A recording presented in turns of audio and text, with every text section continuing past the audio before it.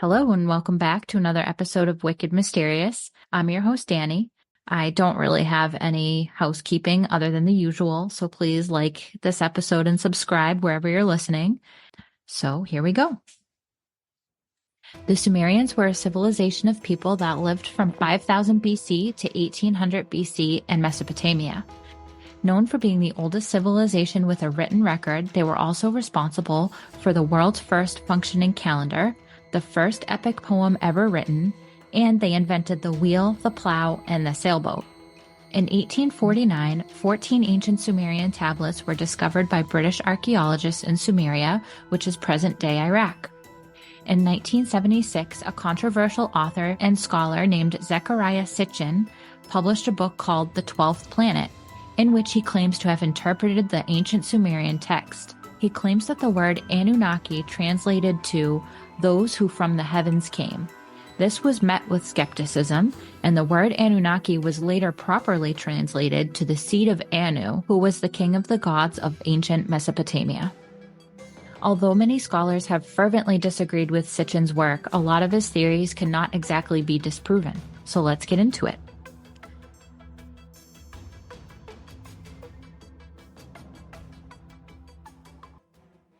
I just want to throw it in there right off the bat that this episode was really difficult to write because there's so much information and so many different places. And I felt like I was just in this rabbit hole writing a research paper. So I did my best to keep my facts straight, but feel free to correct me if needed.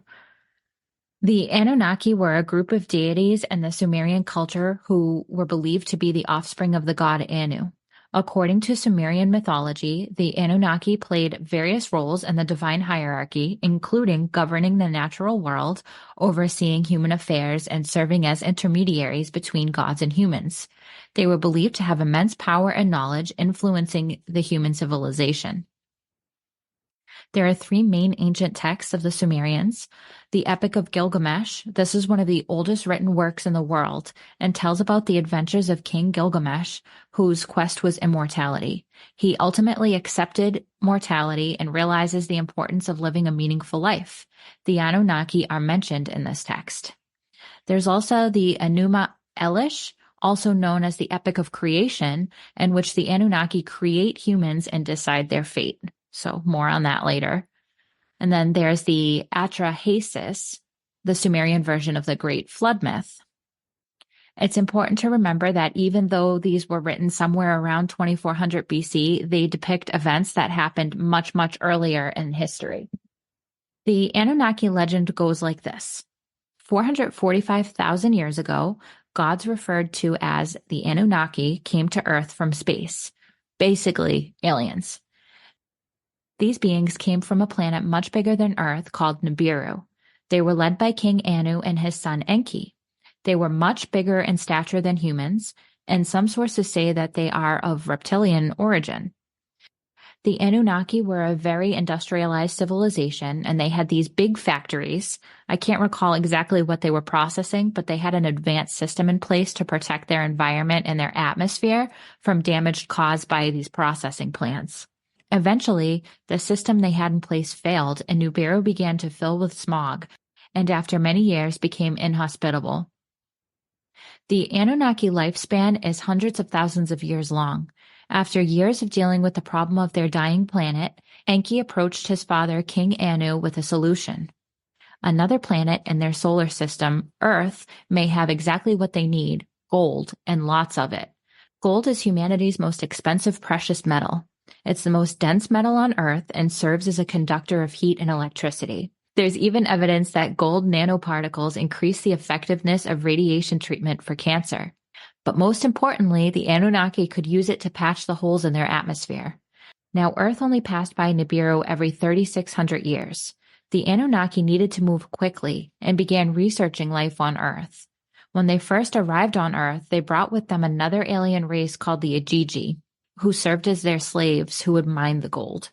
Unable to take the crippling pressure of the slavery, the Igigi eventually rebelled, waging war on the Anunnaki. They lost, and nearly all of the Igigi race was killed. The Anunnaki no longer had a workforce that could mine the gold for them. This was no problem for them, though, and they decided just to create a new race of slaves. At this time on Earth, there were no humans or other intelligent species, only hominids. Enki genetically engineered many different types of beings, but they found what they were looking for in Homo sapiens, a cross between the Anunnaki and Homo erectus, which was already present on Earth. Homo sapiens were smart enough to do the work for them, but not smart enough to rebel. So the next time you hear someone say that people are smart enough to pay their taxes, but not smart enough to rebel, that's probably why. It could be part of our genetic makeup. This is the part in the story that parallels the Bible, as well as stories told by many other cultures and religions. The first man created was called Adamu, or Adam, which means man. The first humans created were not able to reproduce, but to up the gold mining productivity, the Anunnaki recreated humans so that they were no longer sterile. However, they quickly repopulated, leading to their forceful removal from the cities in which they lived. This is similar to the story of Adam and Eve, temptation, and the banishment from Eden. One legend says that at least one of the Anunnaki fell in love with a human woman and had a child with her. The children were half human and half Anunnaki, or 2/3 Anunnaki and 1/3 Homo erectus, depending on how you look at it. These offspring were huge, as were the Anunnaki. And can you guess who these beings were? They were the Nephilim, the giants, which we did have a previous episode on. Many years had passed and Nibiru was due to pass Earth again. There are differing myths and stories regarding this event, some saying Nibiru safely passes without much of an effect on Earth, but other texts refer to this planet as the Destroyer. The Sumerian tablets speak of a cataclysmic event that happened on Earth as the Destroyer approached. This cataclysm started with black spots appearing on the sun. Earth's magnetic field was weakened, and the planet's temperature rose, causing the ice caps to melt. This is known in the Sumerian text as the Deluge, or known as the Great Flood. A giant tsunami wiped clean nearly every person left on Earth. The Anunnaki knew of these events before they took place, and not thinking very much of humans, decided they'd just leave and watch from the sky. They took this opportunity to let humanity perish in hopes to cleanse the Earth from the violent nature of man, and from their fear that we'd eventually learn to take over. But Enki, feeling pity and compassion for the beings he created, chose a few people to save. A man named Ziusudra, along with his family and a bunch of animals. Enki gave instructions to Ziusudra to create a boat, and soon after, the tsunami hit and continued to roll across the world for 7 straight days. It then rained for 40 days and 40 nights. Of course, this sounds very familiar to the biblical story of the Great Flood, with Ziusudra being Noah and the boat obviously being Noah's Ark. There are actually over 200 other cultures that have a similar version of the Great Flood myth. The Sumerian tablets even have a similar story to Noah and the dove with the olive branch, where Ziusudra releases a raven instead of a dove. The first few times the raven returns, having not been able to find a place to rest or eat on the flooded planet. But the last time he releases the raven does not return, so he knows that there must be land somewhere. After the Great Flood is over, the Anunnaki come back and create structures that reflect constellations, like the pyramids of Giza, which are in perfect alignment with the stars above, as well as in other parts of the world, like Maya, India, and Peru.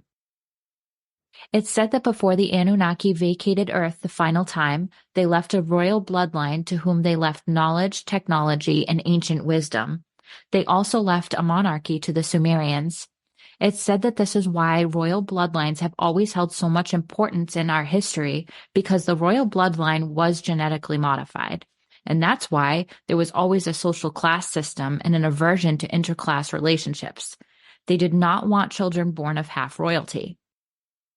Some ancient astronaut theorists suggest that Nefertiti and Tutankhamun had elongated head shapes because they were of Anunnaki descent, though most archaeologists and historians believe that their heads were just wrapped to become this shape.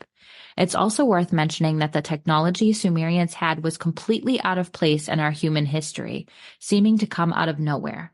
There was no real lead up to these advancements. It's almost as if the knowledge was instilled from a higher power. So remember at the beginning, I mentioned the scholar Zecharia Sitchin and how he wrote about the 12th planet. At the time he wrote that, Pluto was still a planet, meaning that he thought there were at least 3 other planets in our solar system.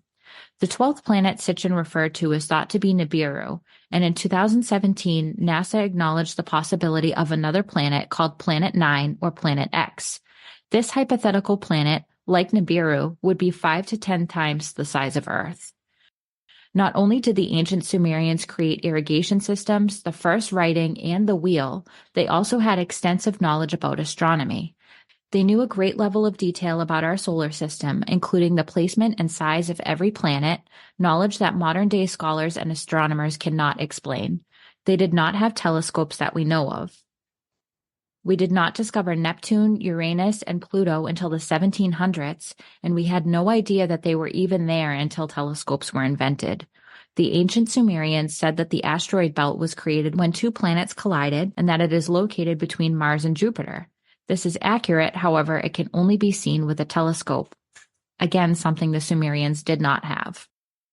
Some other interesting facts about the Sumerians: they created the 60-second minute and the 60-minute hour. They believed that the universe was shaped like a dome, with the base layer being the underworld, followed by ocean, earth, the constellations, the younger gods, the older gods, and then more water and another ocean. They also invented hydraulic engineering used in their irrigation systems. They invented the chariot, textile mills, board games, astrology, and maps. Although there is some question as to whether or not Zecharia Sitchin's translations were correct, we can say with certainty that the Sumerians probably knew where humans came from. I hope you enjoyed today's episode. Stay mysterious.